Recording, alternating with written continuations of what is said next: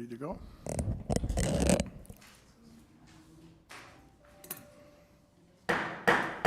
Good evening, ladies and gentlemen, and welcome to the Tuesday, September 5th, West Fargo City Commission meeting. We'll call the meeting to order, and please join me in a pledge of allegiance. I pledge allegiance to the flag of the United States of America and to the republic for which it stands, one nation, under God, indivisible, with liberty and justice for all.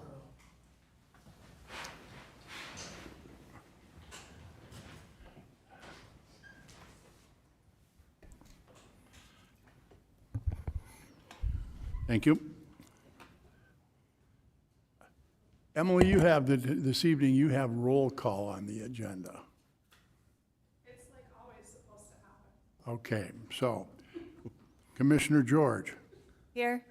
Commissioner Simmons. Here. Commissioner Olson. Here. Commissioner Anderson. Here. Commission President Bernie Dardis. Here. Okay, that's something new. We're having fun. Next order of business is to approve the order of the agenda as presented. It is in the packets and it has been distributed to you, Commissioners. Move to approve. Thank you, Commissioner Anderson. Is there a second? Second. Commissioner Olson seconds. It's been moved and seconded to approve the order of the agenda as presented for Tuesday, September 5th. Is there any further discussion? Hearing none, all those in favor, please signify by saying aye. Aye. Opposed? Motion carried. Item E is the approval of the minutes of August 21st, 2023. They have been distributed. They are in your packets. Motion to approve. Thank you, Commissioner Olson. Is there a second, please? Second. Commissioner George seconds. Have been moved and seconded to approve the minutes of August 21st, 2023 as distributed and presented. Is there any discussion? Hearing none, all those in favor, please signify by saying aye. Aye. Aye. Opposed? Motion carries. Thank you. Item F is a building permits. They have been distributed. It is for information only. Commissioners, do you have any questions that you'd like to present to Mr. Nelson? Move to approve. Thank you. Commissioner Olson moves to approve. Is there a second? Second. Commissioner Anderson seconds. Been moved and seconded to approve the building permits as presented on Tuesday, September 5th. Is there any discussion? Hearing none, all those in favor, please signify by saying aye. Aye. Opposed? Motion carried. Our next order of business is a consent agenda. We are looking for consent on items A through E. It has been distributed and is in your packets. Any questions, Commissioners?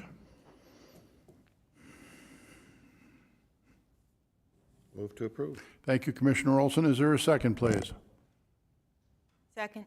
Commissioner George, it's been moved and seconded to approve the consent agenda and items A through E as presented. Is there any further discussion? All those in favor, please signify by saying aye. Aye. Opposed? Motion carried.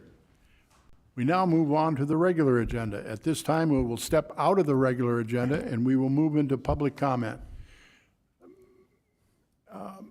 Ms. Hagemeister, I understand we have one registered for this evening. We'd welcome to the podium Mr. David Withy.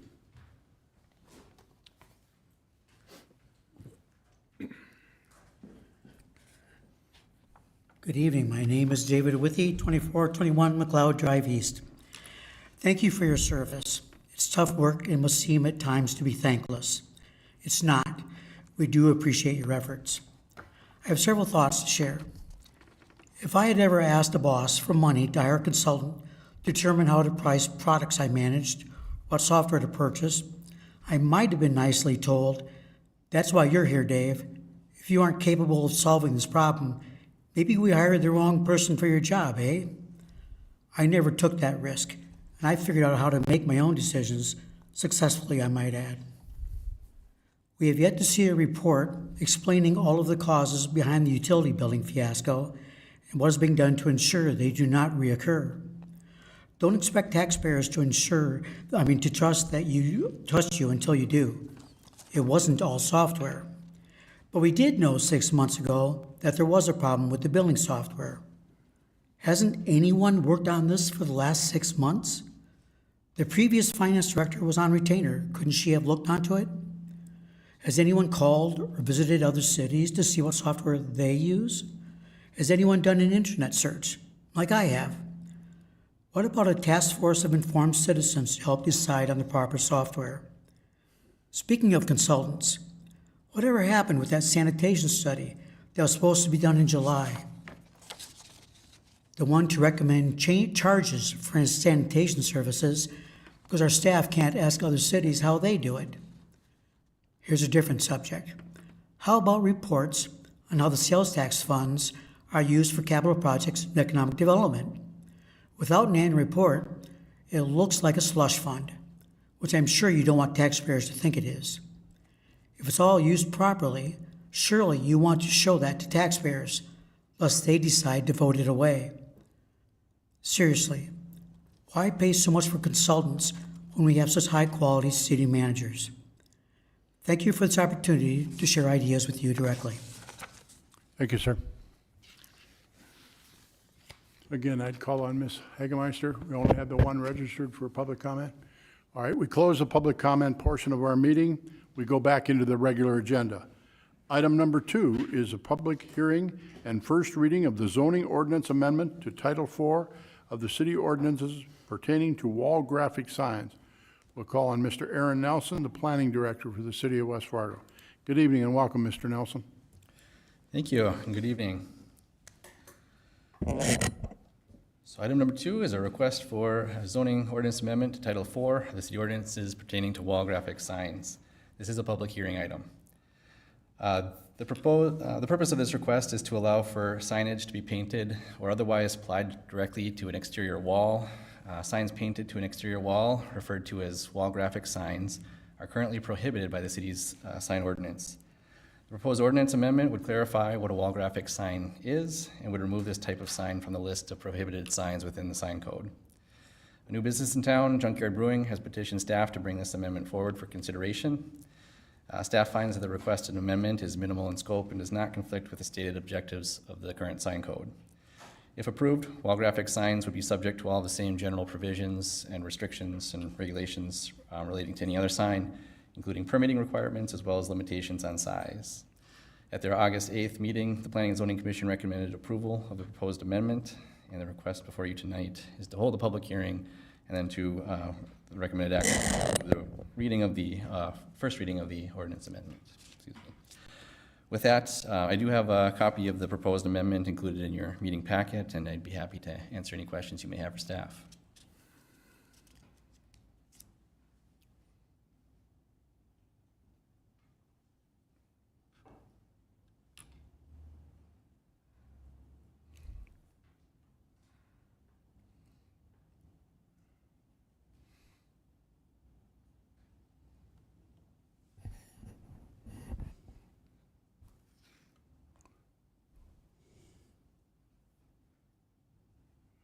Commissioners, do you have questions?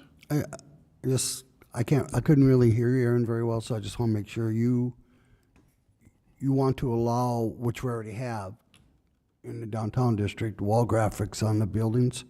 You want to allow that, or you want to disallow that? So Allow. currently, the sign code regulations do not allow signage to be painted directly onto an exterior wall. And so the proposal tonight is to amend the ordinance to allow signage to be painted directly on a wall. So more art in West Fargo is kind of what we're looking at? No, this is in regards to signage, not art. Well, okay, oh, I see, not just the art, just the signage. Just signage, so logos, graphics that are business names, things like that. Yep. Commissioner Anderson. Do we know why wall graphics were excluded before or in the current ordinance? I'm not sure why specifically I do, it's prohibited. having spent 45 years of my life in the sign business. In years past, graphics such as this would be painted on brick buildings. And there was never, ever anything restricting them to take that off. So if that business moved, there was nothing the cities could ever do. And of course, as we all know, some of those were iconic. There are a number of them on several old buildings in Fargo that are iconic. So the purpose of this is that it had to be on a third piece of, another piece of material and could be applied to the building. And thus, if the building, or if the business goes out of business, moves, whatever, they can take it down and move it with them. And that advertising a flower shop or a bar and restaurant wouldn't be there forever. Because once you paint on the building, the only way to get it off is to either coat over it or to sandblast it off. So I would caution us on this decision. I really, truly would. If they want to put signage on the building, they can put it on a separate piece of material. There's some great products that are out there that last a very long time. An aluminum polycarbonate aluminum sheet. Many call it a Lucabond. I would caution you that if there's going to be a turnover there, you may be stuck with that graphics unless you amend the ordinance to include that the moment that they cease doing business, it must be taken off. So that's the reason. Smitty. Could something like this be like a conditional use permit, so that something like that could be written up into it, or not? I mean, I don't know. Maybe a good idea. Mr. Shockley, your thought on that? Would we have control then if, We do have provisions within the zoning code for signage that's by a conditional use permit, and so that's a possibility. We have to look at this section specifically and see how we could fit that within a conditional use permit, but to answer the question, yes, it's possible. We might need some time to redraft it. I don't know what the planning and zoning director feels about it, but from a legal perspective, yeah, we could do it. thank you. Mr. Simmons, do you have something to add? I do. I want to understand, Mayor, when you're talking about the signs, I want to be specific. So the one like downtown in the plaza down there, you know, on the wall, the developer put that beautiful artwork. Are we referring in any way to that type of stuff that would not be allowed anymore? Nope, the ordinances do not prohibit murals currently. And so murals are not regulated by us. There's no permit required for murals. What we're talking about would be specific to signage. And our sign code does have a definition of what is a sign. And so it speaks to things like logos or ideas or, you know, specific thoughts that you're, you know, portraying through the. And only the place of business, they can only advertise their own services. Correct. And it's, You know, so the VFW can't be across the street and down the hall No. type thing. It's an on-premise sign. I like Mandy's idea, actually, of conditional use permit some type. My opinion is that if we don't have some type of authority, that if somebody moves on, who's responsible for the cost of removing that? Mayor, could we table this and have the planning zone, Aaron go We could, is there, research it a little bit and make it right? help me, is there a square footage? there is a square footage limitation for any sign. And so the intent would be, you know, if this were to be approved in some fashion, the intent would be that it would be treated like any other sign, Okay. still restricted to that Very square good. footage, yep. Commissioner Olson? So on that same thought process of who's responsible for removing the sign that's permanently affixed onto a building, what about those that are freestanding and the business leaves? Is it up to the new owner then to remove it, or is, you know, you came up with a good thing there. It's just like, we have some defunct businesses, but their signs are still up. They're not there anymore, but there's still signage there. It could be a part of our sign code that I they mean, remove the panels. yeah. You're right, you're It's absolutely not, right. it's not pertaining to this particular thing, but it, in the grand scheme of things. The only thing, looking forward with that, is we sure don't want a bunch of empty panels around town either, if they're you know, where there's just nothing on them, then that looks. Right. If they're, You know. if they're electrical signs and you remove the panels, you remove the weather protection. And so now you're gonna affect the electrical Right. aspects of it, so. My concern is that, you know, they can put up a sign if they put it on a panel that's relatively easily removed, or I think that we have to have some type of enforcement that, if they leave the premises, that they have to, it either has to be blocked out or cleaned off, one of the two. So, Commissioner, you had a suggestion? Yeah, I mean, I can kind of picture the vision that they might have for doing that, and I think it would be a cool look. And it's just the one business why we're even considering that. It's the impression I'm getting. So that's why I'd like a conditional use permit, maybe where that's written in, where if they leave, then like you said, sandblasted or removed or painted over or whatever. I mean, maybe it just needs to be written up that way and, you know, but then they can do it as long as they'll handle it if they leave. I would make a, Mayor? Please, continue. Thank you. I'd make a motion, that we table this for 2 weeks and let Aaron work on this, and maybe we can do some more, get a little bit better grasp over it, where we can do a special use permit, and we can have more control, as the mayor said. I think that's a good idea. Is there a second? Second. Commissioner George seconds. Commissioner Simmons moved. We have a motion to table item zoning ordinance amendment to Title IV of the city ordinance pertaining to wall graphics. I'm going to stop at this point, and I'm going to go to the public hearing. So we've had our discussion, we've raised the questions. With that, I close the regular agenda. We move into the public hearing, and we're now in public comment. Is there anyone that would like to speak to this item? Again, we are on item number 2, a public hearing regarding the zoning ordinance amendment to Title IV of the city ordinance pertaining to wall graphics. Is there anyone that would like to speak to this item? Please come forward, state your name. Mayor, may I real quick, I apologize for this, but I believe that I jumped the gun on making that motion prior to the public hearing, so I don't want the citizens to think that we already made a decision. We may have to pull that back. Okay? Would that be right, John? Yep. Well, motion to table, you're not really taking any action, so you could still table it Okay. after Not public taking any hearing. Okay, I just want to make sure they get their Parliamentary say. procedures allows it. Please state your name and address. Dave Withy, 2421 McLeod Drive East. I too have a sign background, and everything I thought of beforehand, you already thought of to cover this. So I think you're doing a great job. Thank you, sir. There was another gentleman in the back that wished to speak to this item. Please come to the microphone and introduce yourself and your address, please. Hey there, Aaron Junkie.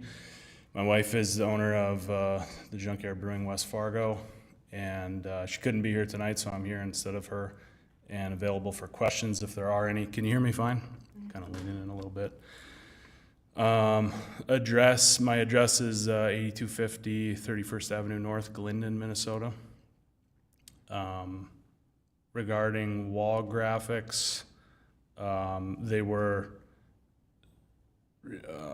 I guess where to start, to address the mayor's concern that wall graphics are painted on the building. The only way to get rid of them is to paint over them or sandblast them. There's some degree of labor and expense to remove any sign, I think, whether it's a wall graphic painted on a building, or as Commissioner Olson brought up, if it's a freestanding sign or if it's affixed to a building.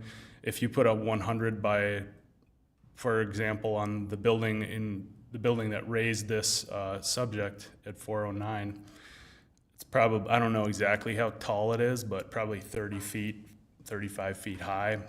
If you put 100 square foot metal sign affixed to the, for example, roof line of that building, that's going to be fairly expensive and a fairly good amount of labor to remove that sign, whether it's painted on there or whether it's affixed to the building by drilling into the brick or whatever it may be. So I would urge the commissioners to consider Commissioner Olson's comments about how there's going to be a cost of labor and time associated with removing any sign that's no longer related to a business, that's either moved or gone out of business. And I guess that would be my main argument to counter the mayor's good point about how wall graphics are affixed more permanently or permanently in a different way to other wall signage. But I would just like to really emphasize that no matter what the sign is, there's going to be a cost associated with removing it. And I would also like to point out as a business owner that if you go out of business, I guess you maybe don't care as much whether your sign's still up there. and that's really what the city is trying to deal with here, is they don't want businesses to go out of business and just leave their trash behind for the public to deal with. But if you're moving as a business owner, you really don't want your old location standing out as like something that still exists. You want to scrape any trace of your former occupancy there away, because you don't want people going there thinking that you're still in business there. So I think for all of those businesses that are simply moving, it's in their best interest to remove all of their old signage. I wanted to point that out as well. And then for the landowner, the landlord of the building, it's in their best interest to get that old signage cleaned up as well, because you don't want to present a building for sale or lease or anything that's got some old signage on it. It's kind of like, I would imagine, I'm not a realtor, but I would imagine it's like showing a house. You don't want the old homeowner stuff and all their clutter hanging around inside the house. So I think there's a lot of incentives for business owners and landowners to already in place, just economically, to scrape that old signage, get it off of buildings. I would urge commissioners to consider that. And then like the mayor said, maybe there's something that could be done in the signage ordinances to give the city some power to go after the landowner to get that old signage taken down if it's deemed just something that the city doesn't want, I guess. That's all I've got for comment, and I'm available for questions if there are any. Commissioners, any questions for the gentleman? Well, we're excited that you're coming to our community, so let's make that first and foremost perfectly clear. Yeah, I hope And we're all anxious to know when you're going to be opening. Yeah, Can you share that with us? I'd love to say something, but I don't want to say it standing here and into this microphone. You pointed out very succinctly that your wife's the boss over there, so that's okay. So Yeah. We'll let you off the hook then tonight. All right. All right, anything else for the gentleman? Thank you, sir. Thank you. All right.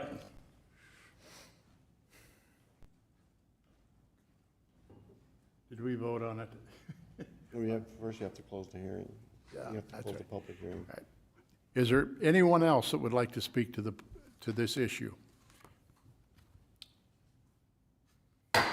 Public hearing is closed. We go back into regular agenda, and zoning ordinance amendment has been tabled for the time being, to be brought back in 2 weeks. We haven't voted on that. Voted, huh? We didn't I vote know on that. Is there any further discussion?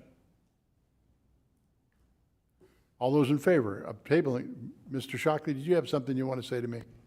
You look like you were leaning into the microphone. Yep, very good.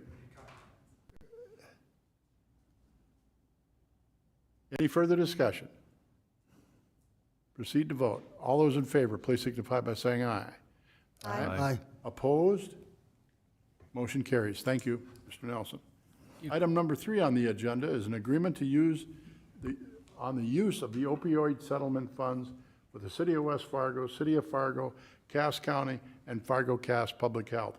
We'll call on Mr. John Shockley, our legal counsel for the City of West Fargo, on this item. Mr. Shockley. Thank you, Mr. Commissioner President. I'm just going to briefly do a little bit of background because this is probably the first time that the commission has heard about this litigation. So a number of years ago, you're probably all familiar with the opioid crisis and the resulting litigation that brought billions of dollars suits against the different companies manufacturing these painkillers. Many jurisdictions, big and small, joined in that, and West Fargo was one of the entities that joined in it. So it was a class action lawsuit, and West Fargo is entitled to a small share of a very giant pot of money. Prior to the legislative session, we were trying to figure out collectively what was the city going to do with the funds and how we were going to spend it. We were starting to work with the police department to kind of think through what are we going to do with these funds. Well, the last legislative session, the legislature enacted 503606, which essentially took away our ability to keep the money. And the city has two options. We can either take the money and hand it over to the state fund, and the state will figure out how to spend the money.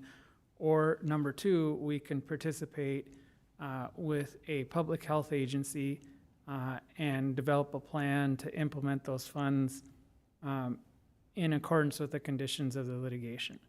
And so working with the president of the commission and the police chief, really this looks like the best option rather than just sending the money back to the state. At least we're able to keep it in the community.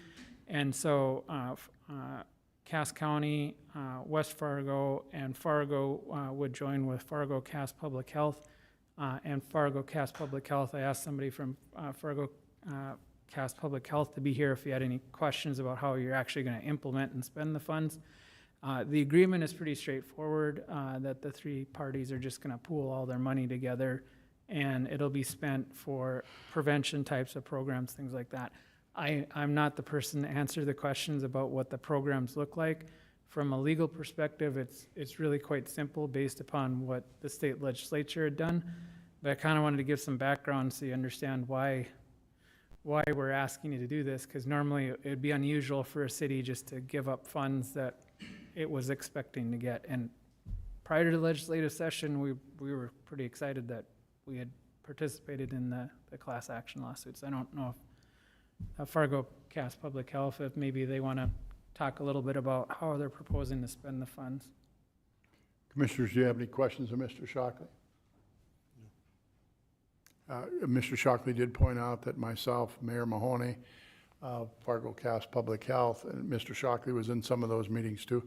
We have had a conversation about this, and we felt that the best would be is that if we pooled our money locally, we would have a better opportunity that our taxpayers would have a greater chance of local service with this thing. So that was where we were leaning, and then with the legislative action that took place, that kind of just confirmed what we were all thinking. I would invite the person in the crowd that's from Fargo Cass Public Health. Fargo Cass Public, we have in the county, we have a 7-member board, I believe. Yes. And I am one of those members on the Fargo Cass Public Health Board. So please introduce yourself.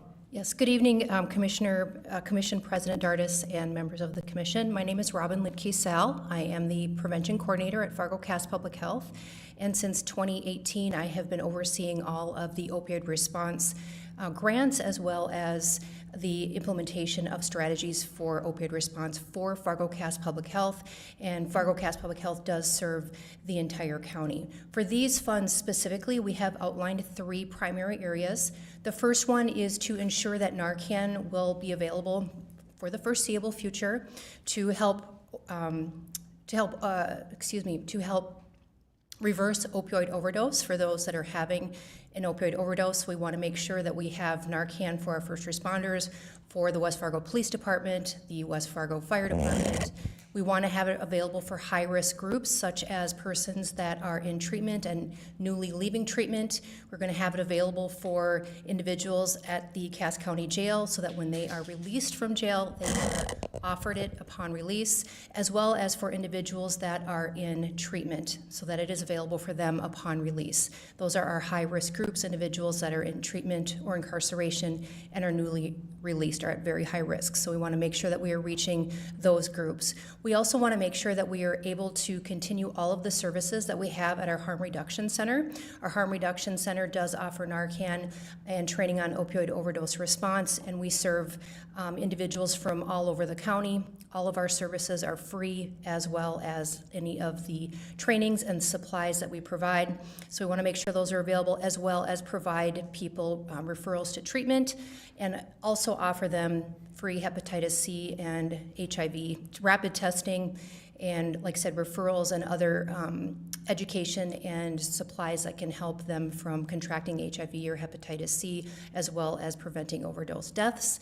And the third area that we want to keep going, we have a newly formed Red River Recovery Initiative. It is a coalition that is comprised of individuals from Cass and Clay counties, and we meet on a monthly basis. We want to continue to meet so that we can network and so that we can bring ideas and share what the best practices are. We want to be able to fund that group meeting. We had some great success in the past with our Mayor's Blue Ribbon Commission on Addiction, and we see this as being that new commission going forward for the community to work together on these problems, because a community issue needs a community solution. Any questions? Any questions? Thank you. Thank you. Oh, this is an actionable item, Commissioners. Make the motion to approve. Thank you, Commissioner Olson. Is there a second?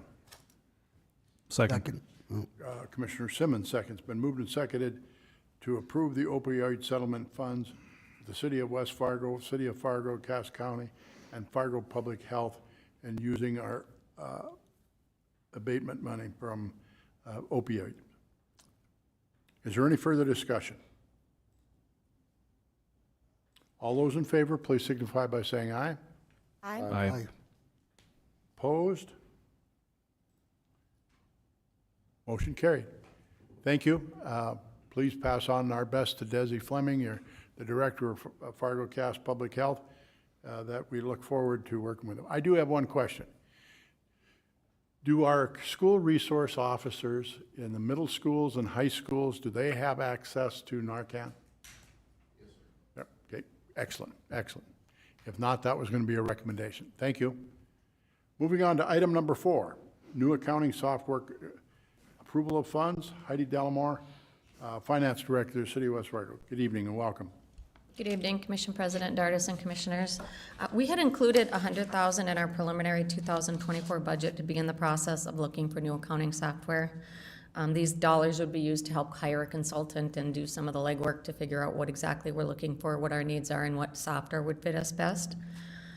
This will take many months, so we would like to start the process soon with the hopes of having new software implemented by the end of 2024. It's a pretty long process to convert from our current software, which isn't really fitting our needs anymore, to a new software. And so I did have conversations with the City of Fargo, who is in the process of implementing new accounting software, so it'd be for utility billing, financials, budget, payroll, I think, is a possibility for them, but they haven't decided yet if they're going to do that. I mean, obviously, with public safety employees, we have some challenges with payroll, so that is something that is available with their software. But I did ask if there were any communities closer to our size that had implemented similar software, and actually Minot, it has implemented the same software that Fargo uses. They've been with them since 2000, and they have all the modules I talked about.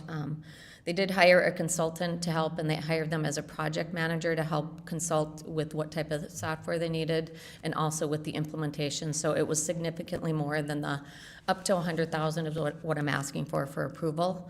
And I did have conversations with AE2S, who is our financial consultants, because they offer these services along with other consultant firms, and that was a number he thought was comfortable with what we're looking for the services. So the request is for up to $100,000. I'm hoping we can come in below this, but we have to do a little bit of research on this and find out what's going to fit our needs now and also grow with us, so we don't have the same issue we have right now with our software. We've kind of outgrown it, and we need to look to a different software. So it is proposed to utilize capital improvement sales tax for this up to $100,000, and then for the new software, which we hope to implement in 2024. So I can answer any questions you may have. Commissioner? thank you. Heidi, what all are we looking services for? Are we looking for payroll and everything? Utility billing, the whole works? Yes, we are actually looking for everything. The payroll module would be conversation with HR and seeing if they could handle our, like I said, our specific employees with public safety. We had different issues with FLSA and overtime and on-call pay and that type of thing. So payroll is a little bit different for us. So it is something I would like to have that option with this software, but it would have financials, budget, asset management, utility billing, payroll if we choose it, special assessments. Minot uses it for that too. They're just in the process of implementing that. So in my mind, I'm thinking something that can do everything. Okay, so is what Fargo's going with, is that just too expensive for us, or why would we not, if they've already done the homework and stuff, why not just get the same software programs? They are definitely one on my mind because Minot and Fargo both use them. Like I said, Fargo is in the process of implementing them. Minot does use them. What Fargo pays would be a higher scale than what we would pay, so they obviously have, like utility billing, they have 3 times the number of customers we have. So they would pay more for it and they would pay more for the maintenance. But it is something definitely to be considered, but I'm not an expert in that area and I'd like to have some assistance in figuring out if that's the right software or if there's another one out there. But this software that Fargo uses, they said 150 cities use this software. So I think it's a pretty good software and definitely one to consider. So why, I mean, you all know how I am on consultant fees, I hope already.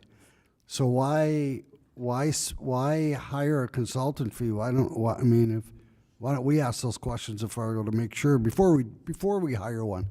My point is maybe we can get away with not spending $100,000 and just go with the Fargo system if it works and if it's compatible. I mean, that's a lot of money to spend. Yeah, that's definitely an option. I think the legality of whether we'd have to put out a request for proposals, I don't know if we can just select one firm or if we would have to go out with an RFP or something like that. No, this would, to answer the question, since it's not a hard construction project, and it's a service, you're not required to publicly bid it. You certainly can, you're just not required by law. Just to make it clear, we'd- I'm all for spending money on software and what we need for our IT and for finance. We cannot get in this mess again that we're in. We need to get out of it, and if something happens, it can move smoothly on to whoever, but I just don't like the consultant part, the $100,000. Mr. Scott, I think, wants to say something. Mr. Scott? Thank you, Commissioners. Just, to help Heidi out here a little bit is, when it comes to things that are outside of our area of expertise and we start exploring for new services or products, it helps when we can engage an expert to help us along with identifying what would be a right fit for our community and understand our community is a bit different than Fargo, and provide the commission with as much data and information as we can so that you have the best information to make the best decision. Like Heidi had mentioned, right now we're asking for up to 100,000. I don't anticipate a study like this would get that far or get that expensive. We would certainly come back to the commission with any proposals that we do receive for consultants on how much a study like this will cost. And at that time, we can certainly make a decision on whether to go or no go. But if the commission did want to just take what Fargo has and implement it, we can't say with any good certainty that that'll be the appropriate solution for our community. All right, thank you. Commissioner Olson? I'm not playing devil's advocate or anything like this, but we don't know if what Fargo has is what West Fargo needs. Maybe it's too much, too big of a software, and we wouldn't even utilize it all. So maybe we would be spending too much money to just go out and buy it off the shelf and put it into our system. It's something to consider too. That's why I think we need to have a consultant to tell us maybe you don't need all this extra, because they've got different boards and things and different way they do their accounting than what we do. You would think that each city government would have the same all set, parameters, but we don't. And what may work for one city may not work for another. It's just, something to consider too. With your experience, that you've brought to the city of West Fargo when you joined us. You've worked with park districts, you've worked with state government and the like. So the software that we're looking for, there's a multitude of them out there that offer all of these different elements of the various departments, okay? The one that Fargo's using and Minot has implemented, do you have any experience with those two? I do not. Okay. Thank you. Commissioner, do you have another thing? I just wanted to mention, I'll support this because I think we need to do what the staff recommends and we need to help them out. I just wanted to speak my piece about consultants, that's all. But I assured Mr. Scott that I will go with what we need for the city to move it forward. So if that's a recommendation, I'll support it. This is a critical decision that this community needs to make. We've all borne the brunt of what transpired with the issues that we had at hand, whether it was in utility billing. We know that there's some occasional issues with payroll and the like. So having worked with our finance director for a number of months now, I have all the confidence in the world that she will be as frugal as possible, along with our acting city administrator, in evaluating this. And of course, now with our new HR director and payroll and all of those types of things, I have all the confidence in the world that these people will guide us and make it as affordable as possible, but we must get the job done. So, Mayor, I'll make a motion to approve if there's no more questions. thank you, Commissioner Simmons. Is there a second, please? Second. Commissioner Olson, second. It's been moved and seconded to authorize our finance director, Heidi Delmar, to work with an accounting software consultant. Is there any further discussion? All those in favor, please signify by saying aye. Aye. Opposed? Motion carried. Thank you. Thank you. Item number 5 is the city administrator's report. Mr. Scott, Assistant City Administrator.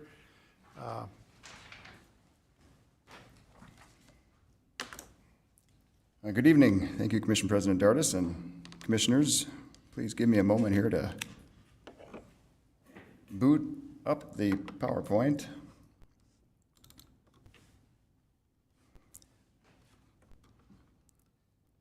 Well, that's not a bad, it's not a message I want to see here. Give me another moment.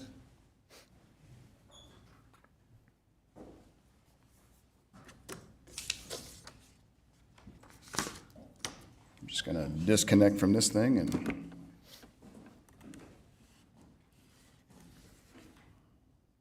that doesn't go into there either.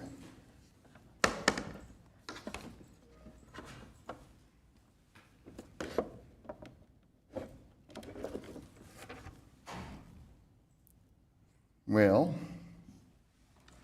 I think Hader's right there. I don't think we have an IT person here. I'm not sure why the Or if he needs some help looking that up. flash drives, Mr. Howitzer's right behind you. He's coming. uh-oh, oh, Hyder is here. To the rescue, please. So it's not reading the flash drive. Is there a way to get this into here? I don't have this connection type. Could I just try to harden?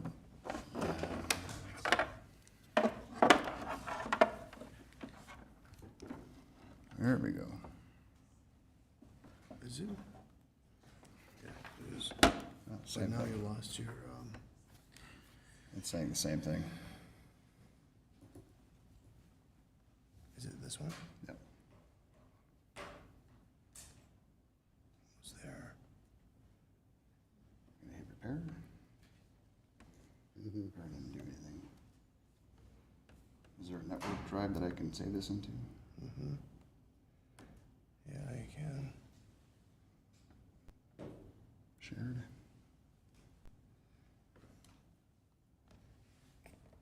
If I could, Commission President, maybe just a 2 or 3 minute recess? Or what are you getting off your computer there, Dustin? It's a PowerPoint presentation, just to go through a budget update. Andy said she could use the restroom. The commission stands adjourned for 3 to 5 minutes. Thank you, appreciate it. That's fine. So I'm gonna save it to the S drive.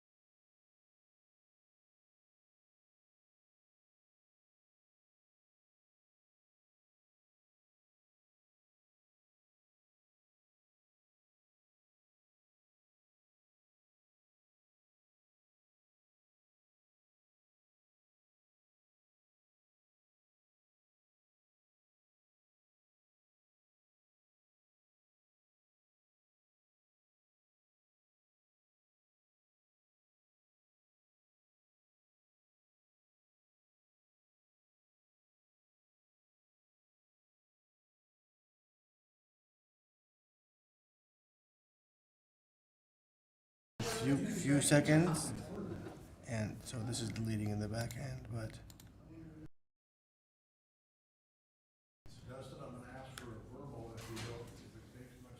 We should be good.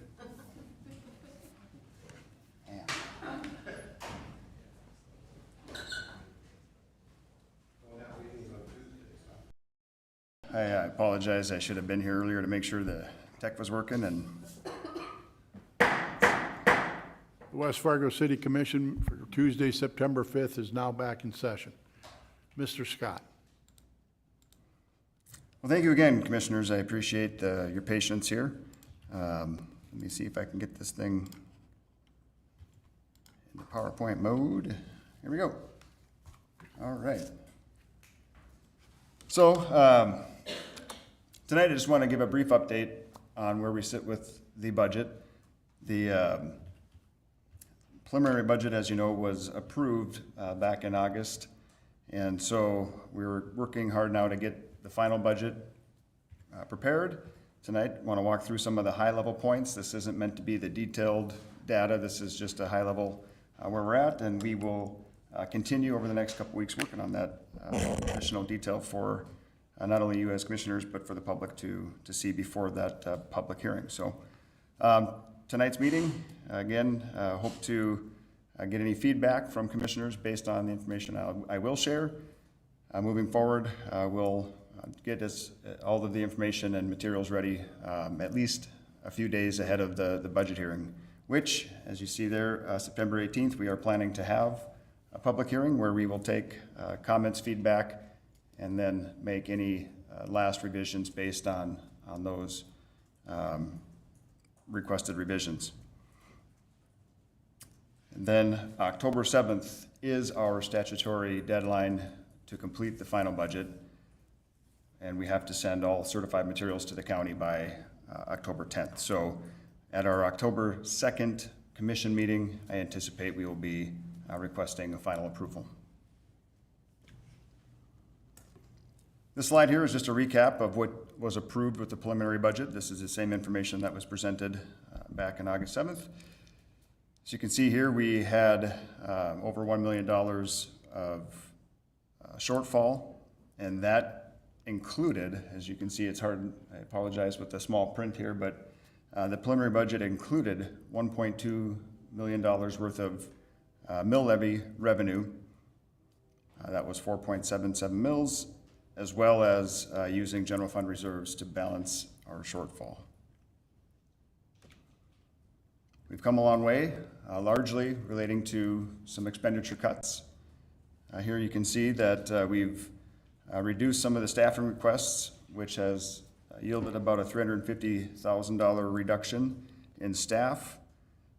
Roughly 41,000 of that is going to reduce the economic development fund transfer, and you'll see that on the next slide that that's partly relating to the reduction in that economic development staff person that was requested.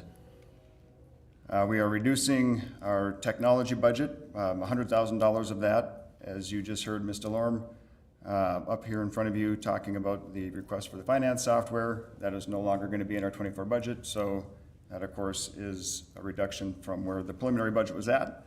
One thing I do want to make note of, the software, when we do get to that point in purchasing something, I believe the city of Fargo is spending about $1 million on that software. Is that right? That's correct.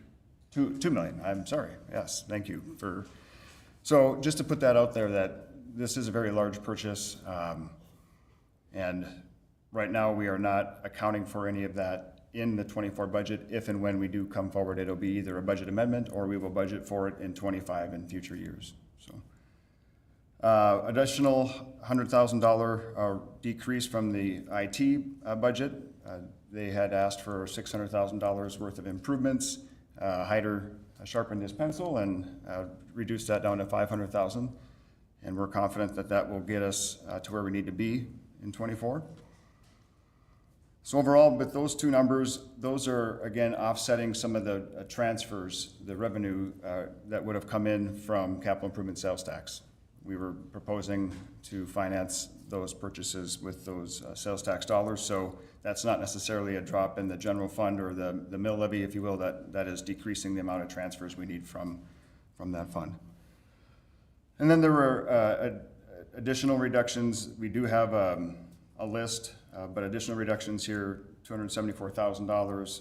We will be able to provide an itemized list of all of these changes that we've made from the time of approving the preliminary budget to where we are at. We will have that out to the commission here hopefully in the next week or so, and will be also made available for the budget hearing. And this just looks at it, at the numbers. You can see here again, roughly $827,000 worth of reductions from the preliminary budget. Any questions before I move forward on those particular slides so far? Please continue. Okay, and this slide is showing where the staffing requests have changed. We have reduced the administration and economic development staff by a half. As we talked about in our last meeting, we are going to combine those into one position to start with. They can have some transfer responsibilities, and that has led to some savings there. Of those savings, the $40,000, again, economic development staff is funded through economic development dollars, so that is a reduction in that transfer that would have occurred. Fire has agreed to reduce their, or remove their additional community support staff. They had 2 of them, so quite a bit of savings there. And then finally, Public Works, eliminating the additional operator position for 24. They really do need this crew chief position, but we're willing to hold off on additional operator until future years. So that brought us from a total FTE count of 17 down to 13.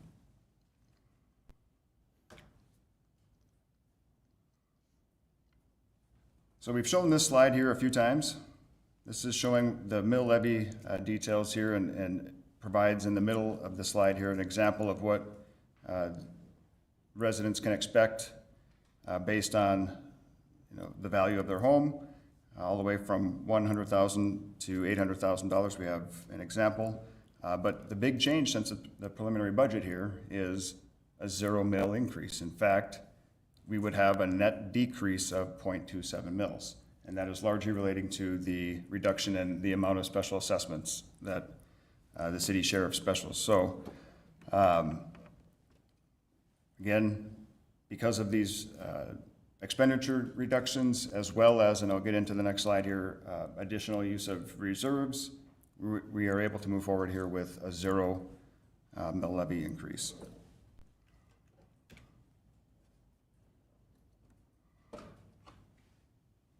So, big slide here. Our last meeting, when the preliminary budget was approved, there was discussion on really being cognizant of where our general fund reserves are at. Some good questions came out of that of, well, what is our balance? What is our current reserve level at? And so we did have some follow-up meetings with each commissioner. Our reserves are healthy. We have a good balance where we feel we can certainly pull from reserves and cover the shortfall versus looking at other cuts and or mill levy increases. So where we sit today, balancing those additional cuts, we're looking at using just over $2 million of reserve. And I'll leave that slide up just for a second. Partly because I needed some water. Any questions on the last 2 slides? There's a lot of detail in there, the mill levy slide and this here. Just before I move forward, are there any questions? Anyone? We're good.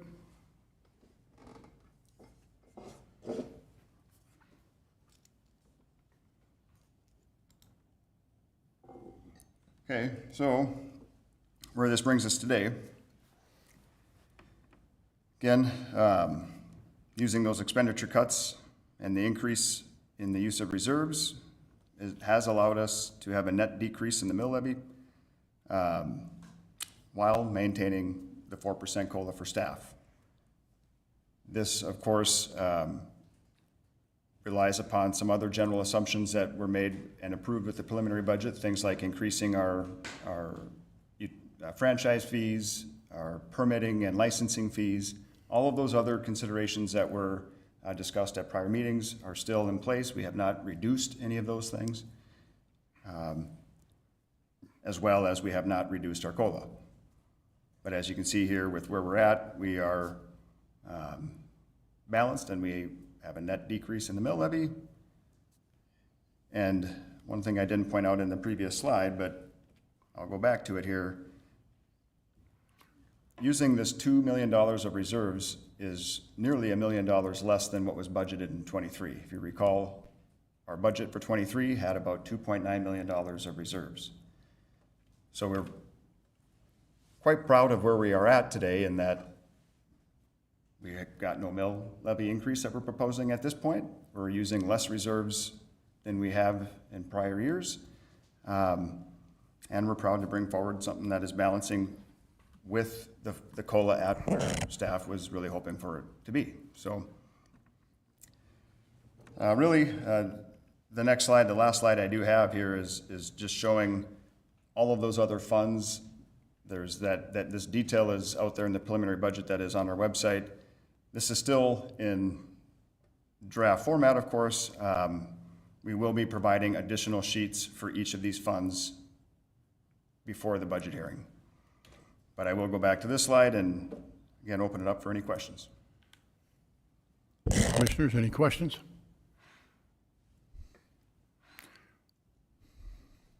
If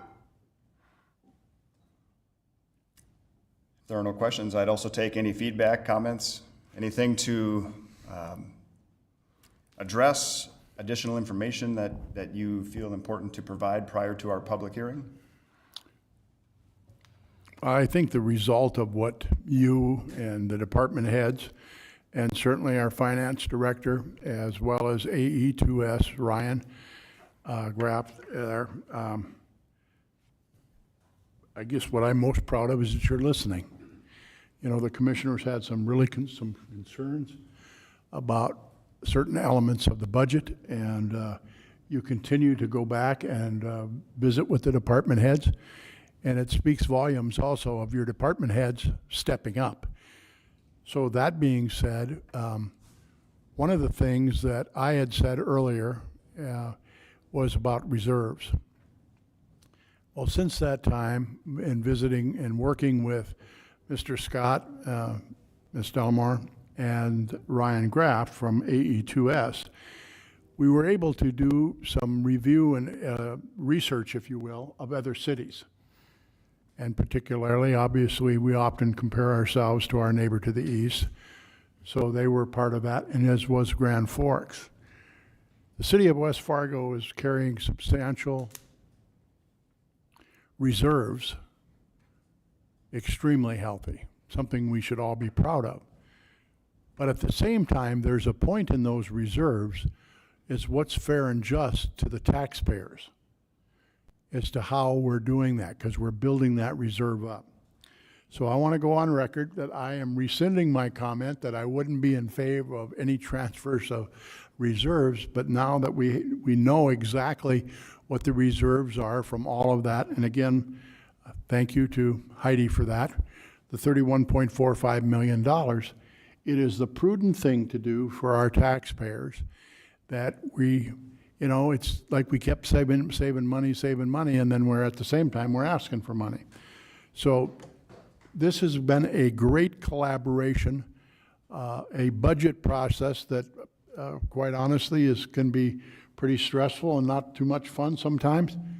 But to see what's transpired between our leadership team of Dustin and Heidi, and the police department, the fire department, all of those people, Hyder sitting in the crowd back there, IT, you know,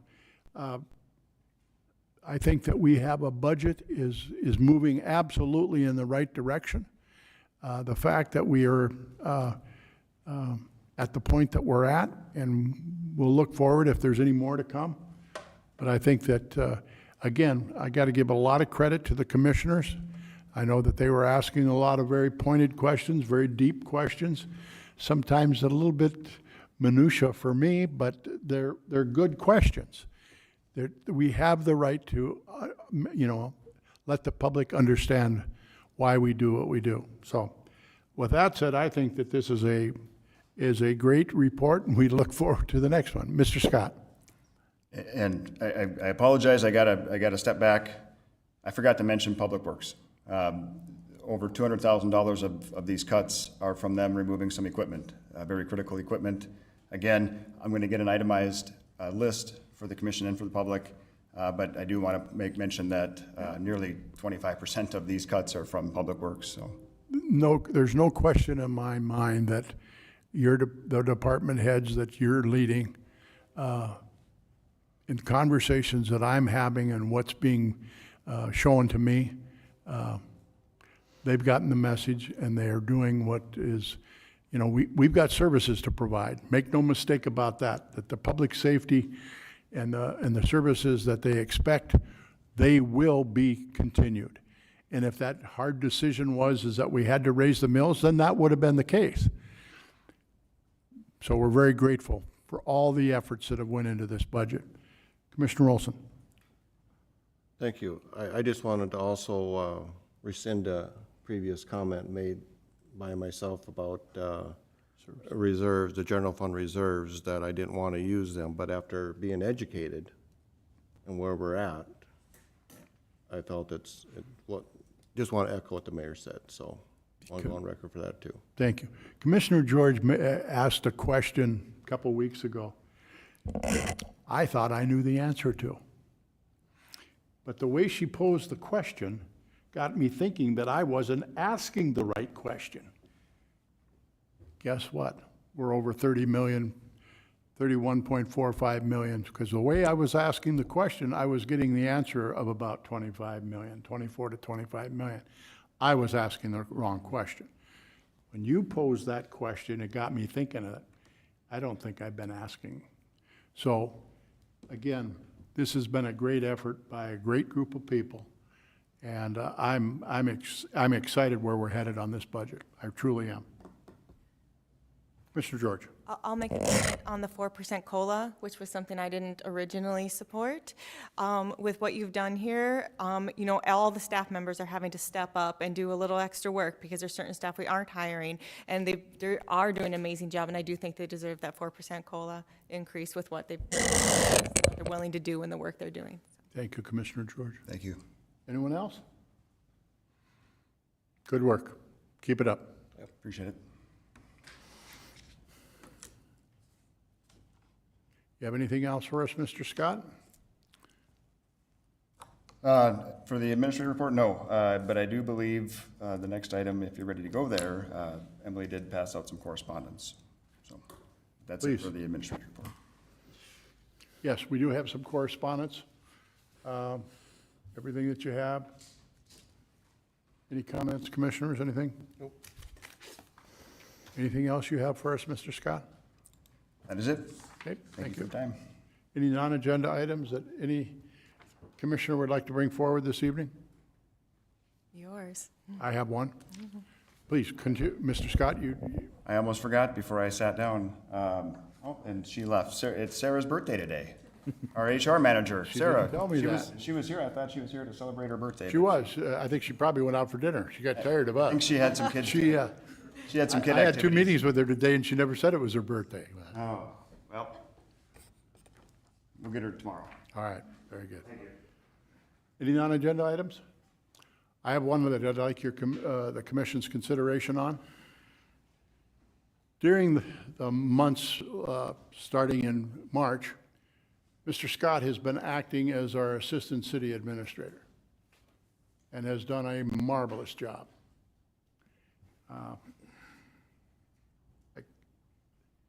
During that time, we had a discussion here about how we were going to compensate him for additional time and a greater level of responsibility. This evening, I would like the commission to authorize, to give consideration to, that I sit down with our HR director.